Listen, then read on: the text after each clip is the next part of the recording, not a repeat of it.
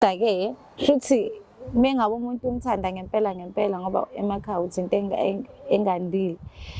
Nami ngiyazi ukuthi kuzwakala njengehlazo uma uyintombazane uzoqhamuka nje utshela umfana ukuthi uyamthanda, but ke senze njani ngama feelings umuntu uzuyibone une future naye noma kuthiwa akwazi uzokhuluma naye. I have a crush on you.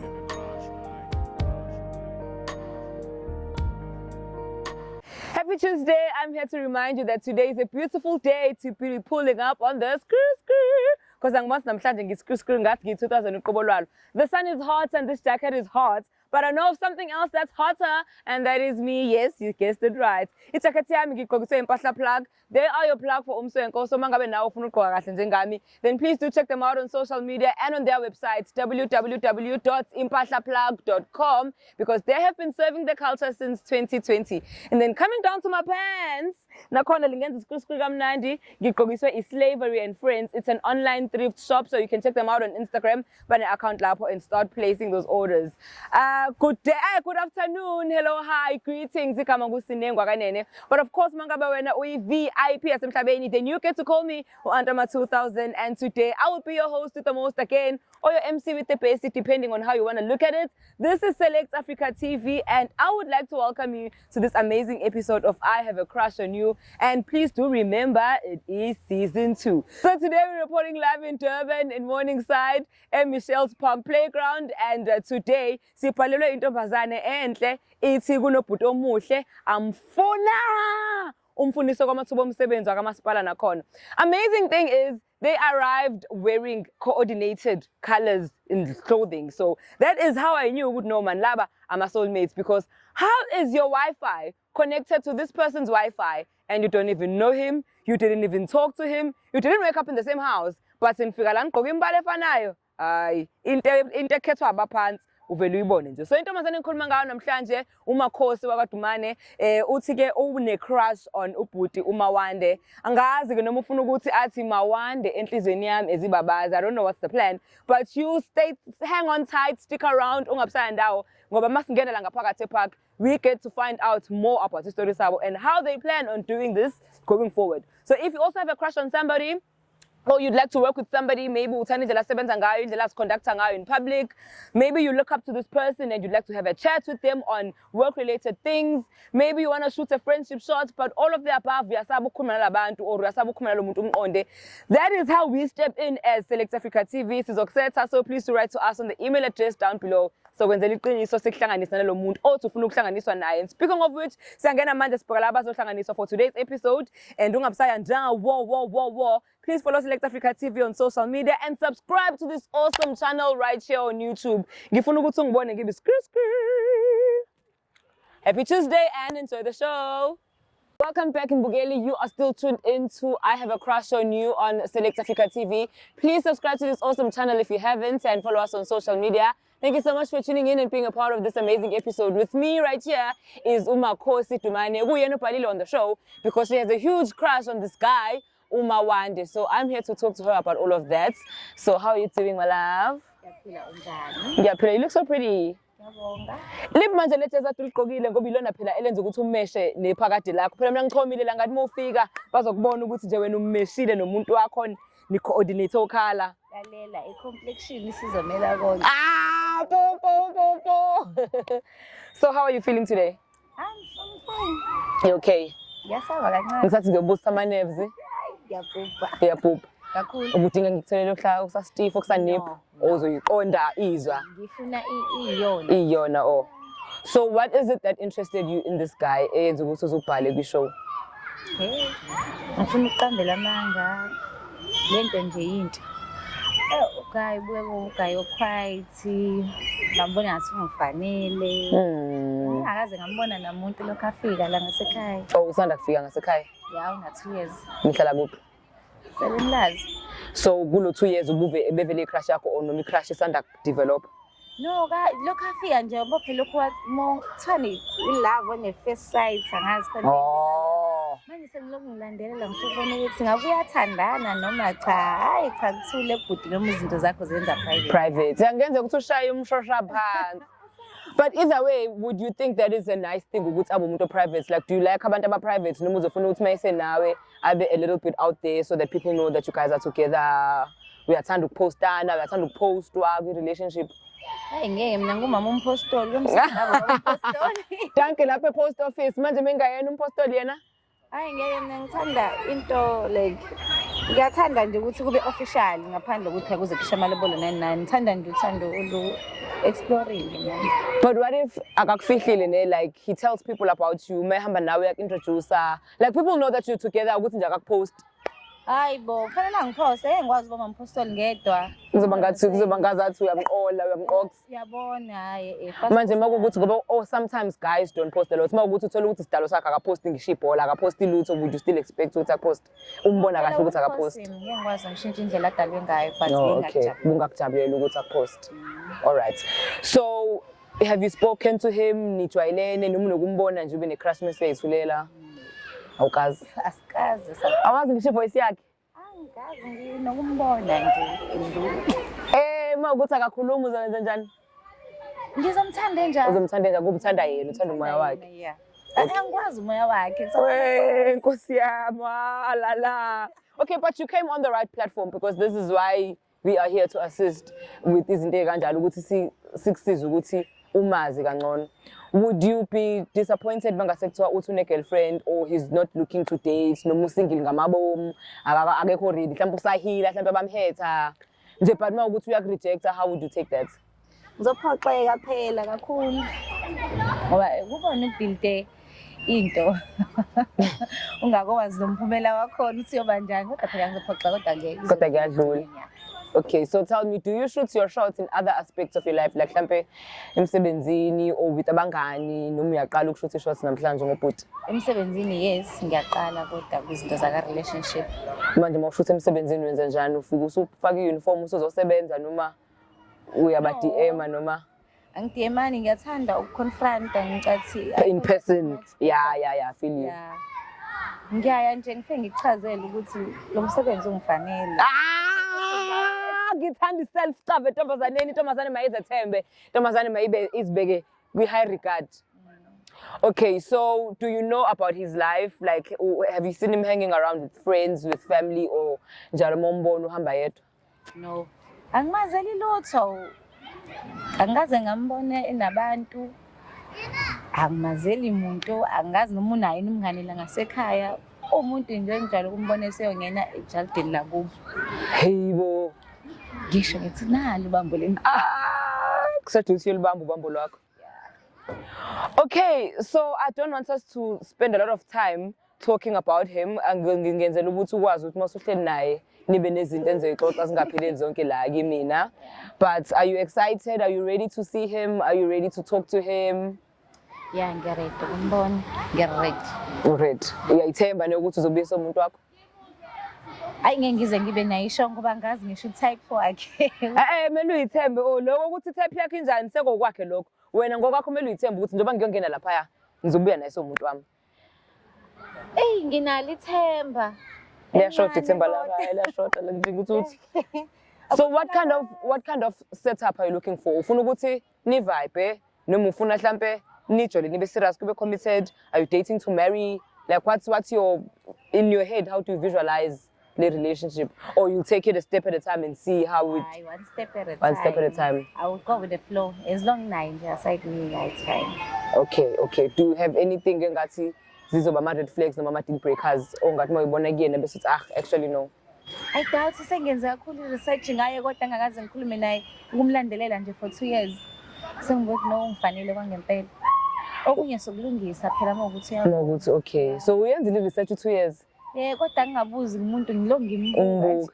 Mungayimisela yabona ukuthi ungasiza solve case asenzo meyu as a country. I think ama detective skills zakho. Yeah. Kungifanele ngibona indlela oyenza ngayo futhi une patience. Yeah, ayingadalela ukulinda. Alright, let's go check out izinto ezinhle lezi ekuthiwa ilindiwe. You stay right here ungayindawo. Siseyokhoma noma wande sibone ukuthi yena how does he feel about this entire situation. Stay tuned in ngayindawo. Welcome back. I hope you're still enjoying the show. It is I Have a Crush on You right here on Select Africa TV. But of course, if we VIP Asemhlabeni, then you get to call me Auntie Wama 2000. And right now, I am chilling with Umawande. How are you? Before I get into why we are here, actually, umuntu ngilethela akangitshela ngesibongo sakho. So angikho sure ukuthi Umawande akabe isibongo. Oh, igama ngumawande waMkhize. WakaMkhize okhabazela. Yeah, mavu. Why ngasho sikuthakazela singabe kade ngikusho ungunezi ngizazonke. Ngithi ngeke ngashada khona. Oh. Wangalunga ngabuye. It's fine. Wena nephutha. Hey, so besixoxele, it's fine. So into esilethelana namhlanje. First of all, thank you ukuthi ukwazile ukuthi ufike uvume ukuzosibona on the show. So njengoba isho izisho igama la I Have a Crush on You, meaning njengoba la kunomuntu who has a crush on you and usicelile ukuthi simsize simxhumanise nawe so that she can talk to you ngihlale phansi axoxele yena ngale crush athonayo ngawe. So she's already here. Uzombona in a couple of minutes, but I just wanted to check ukuthi how are you feeling about that and unjani nje okosuku ke siya ukuthi uzoshelwa wena nje usukwini nje unjani empilweni nje.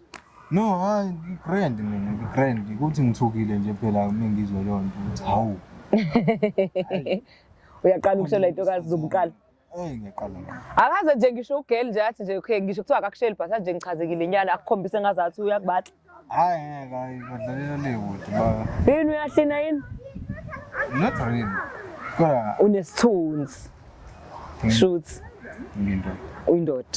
Hawu khabazela. So ngeke kwanamhlanje kungithusile ngokuqamba manga so yeah kodwa ke esimnika ithuba simuze ukuthi uthini my sister. Okay, for starters, ugqoke njengawe. I mean, hayi ukuthi ufake i-shirt efana lakho but izinto ayifakile umbala wazo zimesha leli shirt. So uthe mayifika nawe ngakubona, ngiyamtshela ukuthi uthi nama soulmates kwangempela because akwazi ukuthi ningazani ningavele nimeshe nje impahla ningatshelananga. Ukusho ukuthi shuthi hlampa ngazi. Hlampe khona amakhombo acommunicateayo via underground gang asho ukuthi shuthi. Ubuka lo mhlabelelo uthi ngokhethiwe ngabaphansi yazi ucula ukuthi uthando lunga uthando. Ubuka lo mhlabelelo lo. So nimeshileke. Ngiyadideka. Uyadideka. Kodwa ke ake simbone. Ubhuti yena is he dating? Are you even in a position where makuthusa umbonile usisi mhlambe nawe wabona ngathi umuntu right? Would you want ukuthi vele ni pursue a relationship noma mhlambe you are single or you are single and awufuni uku-explore umjolo or maybe you are taken already mhlambe ushadile nje sizoqinela nje mhlambe uyibabazi lo muntu ngoku-official okugcwele asazi. So that's why I'm trying to check even before siyokhuluma naye. Angifuni uku-explore. Awufuni uku-explore? Yeah. U-right la ukhona. Friend. Kungiphatha kabi ke lokho ngoba usisa ukuthe ukufuniswa kwamathuba omsebenzi and not noma iliphi into uthe ukufuna ngathi ithenda la kwamasipala. Ithenda. Angithi yazi lonto onzima kanjani siyithole? Uthe indlela kufuna ngayo ukubatla ngathi ithenda lo kwamasipala and uconnection ukuthi athole ithenda kanawo so that's why asibhalele.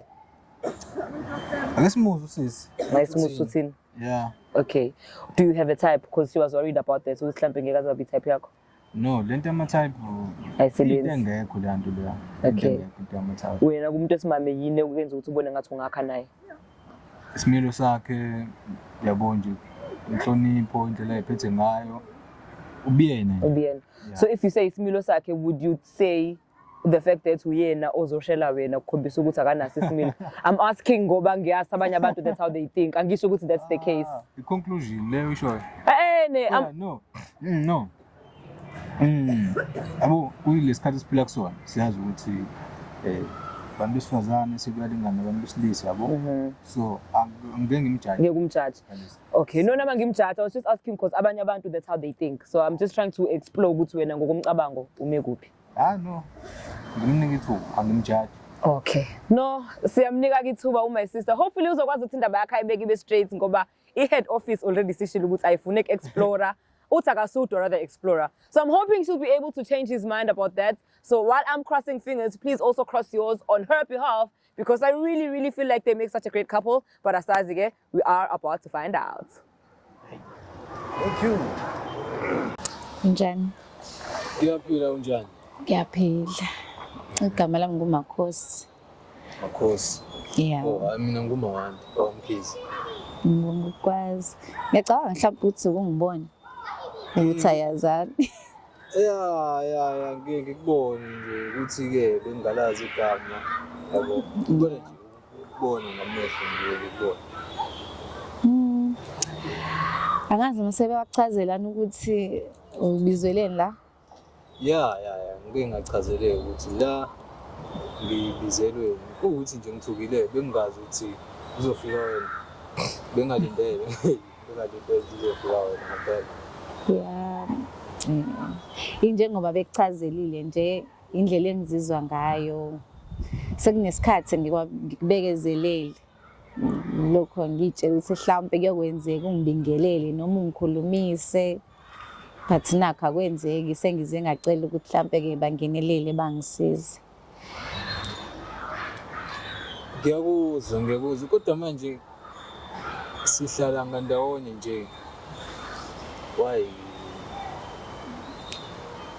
Ngicabangile ngithi uzobuza lo mbuzo uthi why ngize kufake kwi-spotlight. Ukusaba akukho lula ukuthi ungavana nje sukuqonda umuntu ongakazazi akubingelele nokubingelela. Ngize ngacela usizo ngoba ngempela ngikusaba umuntu engakaze ngibone ngisho ekhuluma nomuntu la ngasekhaya. I-approach le nkinga. Yeah, ngisho kanjalo. I understand. Hayi ngiyakuzwa. Hey. Yabona indlela yakho wenze ngayo ithanda ukuthusa yazi. Okay. Ncane. But angijudge. Ne? Okay. Uma ngizwa kahle. Angijudge. Ngathini because nelungelo ukuthi nawe uzi-express ngithi. Yeah. Uzizwa kanjani kumuntu? Yabo? So angijudge indlela owenze ngayo. Angijudge isimo kusona. Oh, okay. Yeah, ngiyakuzwa. Kuwukuthi ke hayi. Phela moya insizwa yabo. Mina ngikhulele emakhaya njengoba nje oyazi ukuthi endaweni ngisanda kufika yabo. Yeah. Yeah, mhlawumbe 2 years, 2.5. Yeah, uqinisile. Yeah, ngiphuma emakhaya. Yeah. So yabo ngathini lento ukuthi kufika umuntu wesifazane kuwena azo-approach no ayikho mhlawumbe ngathi ayikho yini. Okay. Kulesikhathi sesiphila kusona manje ayikho. Yeah.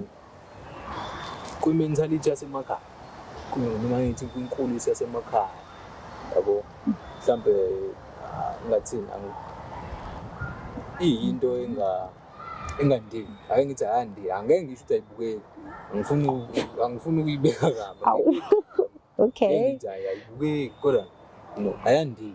Okay. Into engadile. All right. Jwayelekile ukwenzeka ngijwayele ukuzwa kuthiwa umuntu wesifazane approach umuntu wesilisa umtshela ukuthi uzizwa kanje kwezothando uyamthanda yabo. Yeah. Kodwa-ke futhi mengabe umuntu umthanda ngempela ngoba emakhaya uthi into engandile. Nami ngiyazi ukuthi kuzwakala njengehlazo uma uyintombazane uzoqhamuka nje utshela umfana ukuthi uyamthanda but-ke senze njani ngama feelings umuntu uzuyibone une future naye noma kuthiwa akwazi uzokhuluma naye. Angicabanga ukuthi ihlazo yabo. Angicabanga ukuthi ihlazo. Pho. No, ake ngisho kanje. Angazi ngibone yenze. Mhlawumbe iyenzeka. Ukuthi into engakaze yenzeke kumina. Noma ake ngithi akaze futhi ngizwe umuntu ongisondelene naye ethi yenzekile kuyena. Yabo? Akilona ihlazo. Angifuni lento ibuke kambi.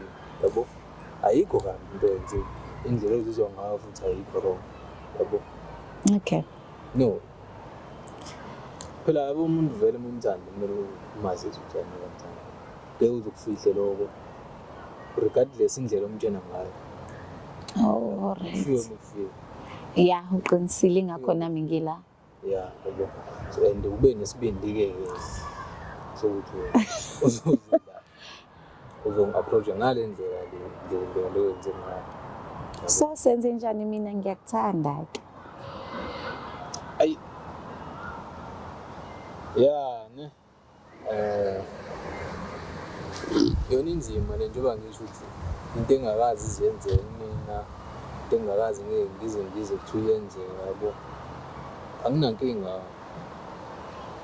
Kodwa nje hayi akuvamisile ukuthi umuntu wesifazane kube yena oza kumuntu wesilisa.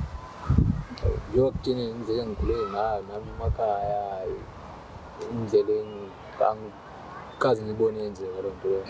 So iyangithusa nami ukuthi hawu usufika kumina ngitshentsana. Hayi thanda ukuba awkward kumina yabo.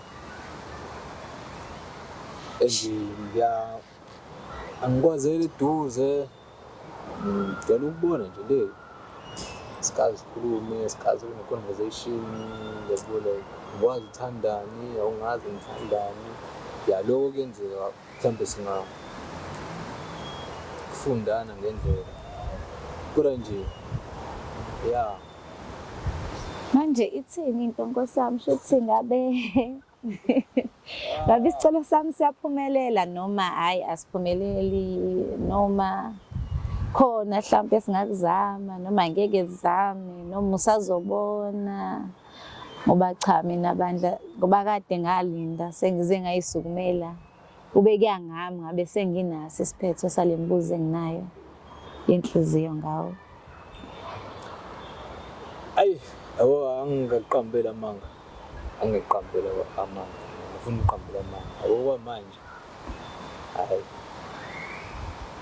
isicelo sakho ngathi asiphumeleli yabo ungangizwa kahle yabo lento leyo angisho kahle kodwa nje hayi isicelo sakho yaxolisa. Hayi ngiyakuzwa. Mhlawumbe ekuhambeni kwesikhathi yabo. Hayi ngezwa. Kodwa nje okwamanje hayi no uyaxolisa kakhulu. Ngazi noma mhlawumbe ngifike ngingalindele noma ngingathini kodwa nje noma mhlawumbe indlela engikhuliswe ngayo nami yabo kodwa nje hayi ngeke hayi mhlawumbe ekuhambeni kwesikhathi. Shela ukuthi nje ayikho into asencane nje. Njengoba ngisho nje ukuthi yabo mhlawumbe ekuhambeni kwesikhathi nami ngisazo consider isicelo sakho kodwa futhi hayi angithembisi. Hayi ngiyakuzwa. Hayi bona ngeke ngize ngithi ngiphoxekile kodwa mhlawumbe hayi bekumele mhlawumbe kube kanje mhlawumbe bekumele inhliziyo yami ithole isiphetho. Nami bengaqondile ukuphoxa yabo ngiyangaqondile nje ukuthi so hamba indlela ende kangaka nami sengihamba indlela ende kangaka ngizophoxa la sibe suka nangandawonye yabo so nje la ngeke ukuzophoxa kodwa nje hayi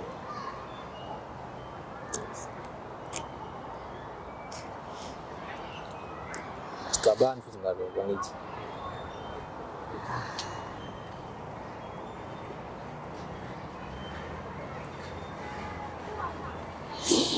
Hayi ngiyakuzwa. Sicabani. Hayi asixabeni. Ngabe sengithi ngiyahamba sengizizwa ngamagabadi phela. Ngeke. Ngizocheck ngisho ukuthi kuhamba kanjani. Hayi Nkosi yami akuhambi kahle. Kuhleli phansi. Ungavumi ngawe enqaba. Okay, what seems to be the issue? How are both of you feeling? I'll be okay. Ngizoba right isikhathi masiqhubeka. So the answer was a no. Yeah, uthe cha. Manje yakhala. Hayi ngizokhala kahle mengifika ekhaya. Oh, okay. So you're not even keen for a second date? Mhlawumbe ukuthi nje usho nje ngono ukuthi nje not. No. Okay, but was the conversation at least for you? Was it worth your time? Yeah. It was. So do you know her? Because in Kalangandawon, she knows you, but best ngekho sure ukuthi because I've been ngakaze ngikhulume prior to this, right? But it doesn't know me. ukangibone ukakuboni. nami ngimbone. Oh, so you've seen her around. Yes. I-research manje Mugeli yenze njani kanti mayithi awumazi?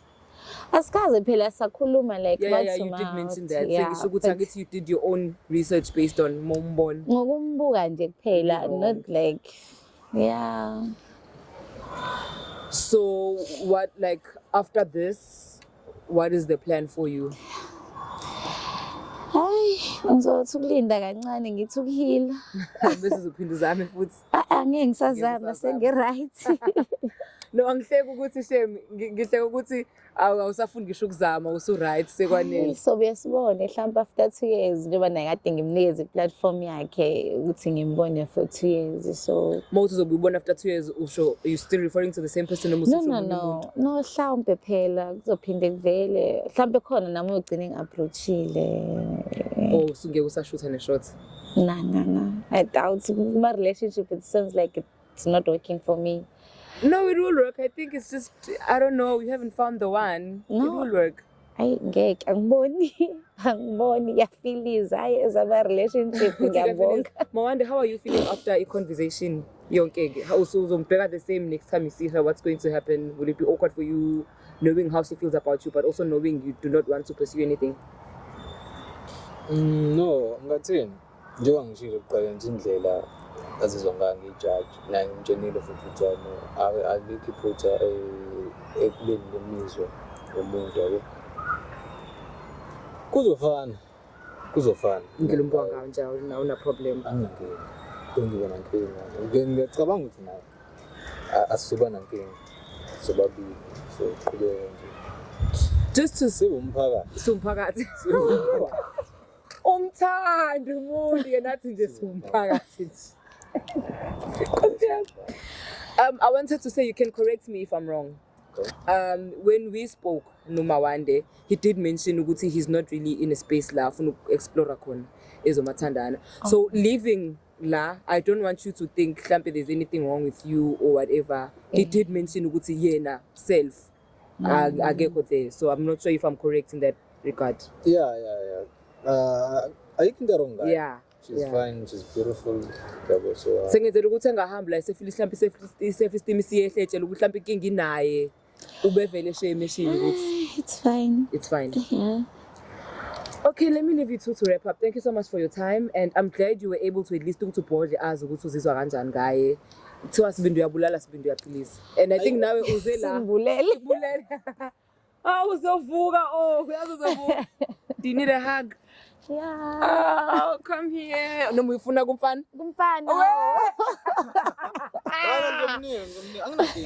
Okay, while you two isicishe ngathi love birds hug, let me. I know you kicking out when you such a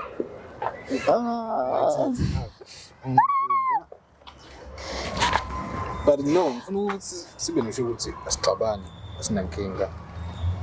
Ngabe singibheka ngamehla amambi. Ngabe sengivika izikhali thizeni, ne? Asinankinga. Asinankinga. That's it.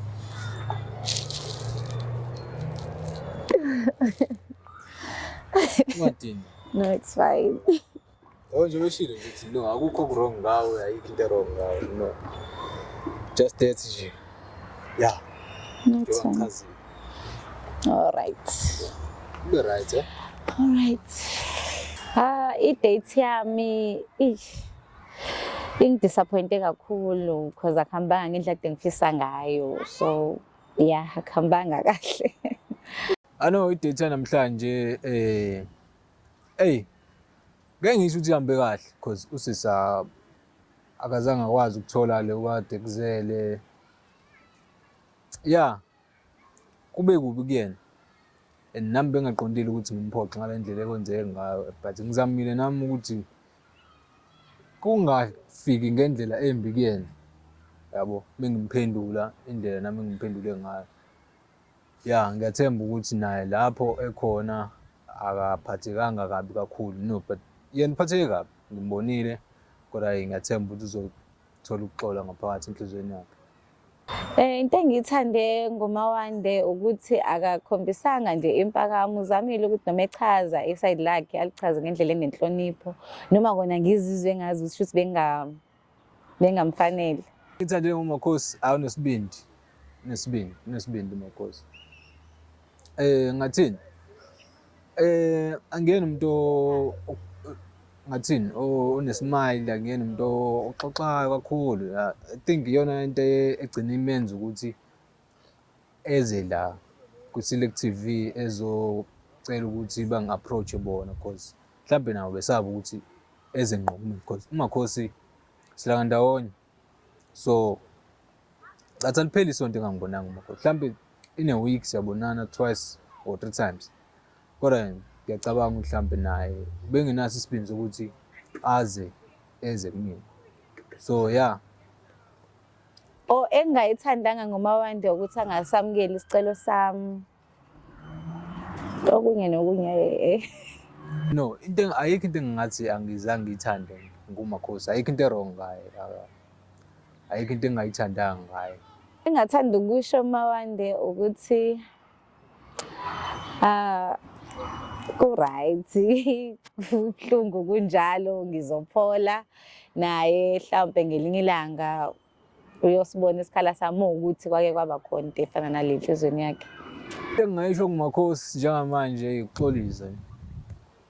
Ngingaxolisa uMakhosi because manje imfuno zakhe azange zitholakale la kimi. So yeah, nami ayikho into ebengayenza, nami indlela engikhuliswe ngayo emtsizweni bami angizange ngikhuliswe ngendlela ukuthi yabo le nto le kuthiwani manje uthi ungavumi ukuvunyiswa. So hayi ngeke hayi nami angivumi ukuvunyiswa hayi. Roses are red, violets are blue. If Makhosi can do it, then so can you. Mugeli, thank you so much for being a part of this epic episode of I Have a Crush on You. Please do remember it is season 2. We're reporting live from Morningside in Durban, and this is Select Africa TV. But of course, if we VIP at Samshabeni, then you get to call me Antama 2000. And this is how we come to the end of the episode for tonight. Happy Tuesday. Thank you so much for tuning in. Akambanga gahle and ngikho right.